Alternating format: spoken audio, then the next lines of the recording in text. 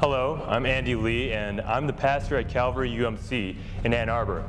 And I say this with both pride and humility because I am the culmination of a dream. I'm the culmination of my own dream, my parents', and to an extent, a small sliver of the future hoped for by Reverend Dr. Martin Luther King Jr.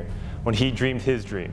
I know I would not be able to fulfill God's calling without the vision and work of those that came before me, so I thank Dr. King for laying the foundation, creating the possibility that I might be able to dream freely in this country. The work is not completed. We should all have a fair shot at creating our own destinies and realizing our potential, but this is not a reality for many. While there are some in the Asian community that might appear to have taken control of their destinies and now enjoy the fruit of that success, in reality, there are simply far too few Cinderella stories. Racial misunderstandings and prejudices still serve as invisible forces that both force and give incentive to both Asian communities and individuals to stay within their own niches and ghettos. For Chinese Americans, Vietnamese Americans, Cambodian Americans, Hmong Americans, Japanese Americans, Lao Americans, and Korean Americans, the experience is much the same.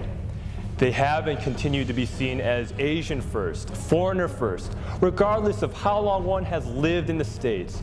Furthermore, while deferring to others out of respect and courtesy, thinking of others' needs first, keeping one's emotions under control, and refusing to take all the credit might be admirable and even beneficial in a communal context, it is often misunderstood, lambasted, and misinterpreted as passive, uncaring, or lazy in the American context.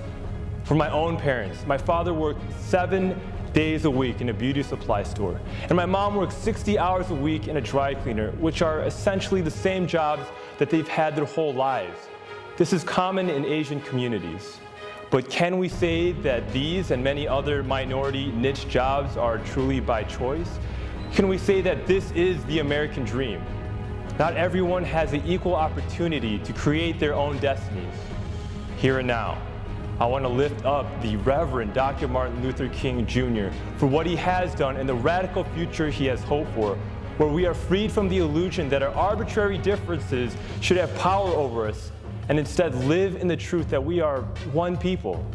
I come before you with a repentant heart, understanding that I have reaped, but I have not sowed. I have benefited from the works of others, but I have not done my part in creating a better world for all. I seek to listen and move forward from my own laziness and contentment.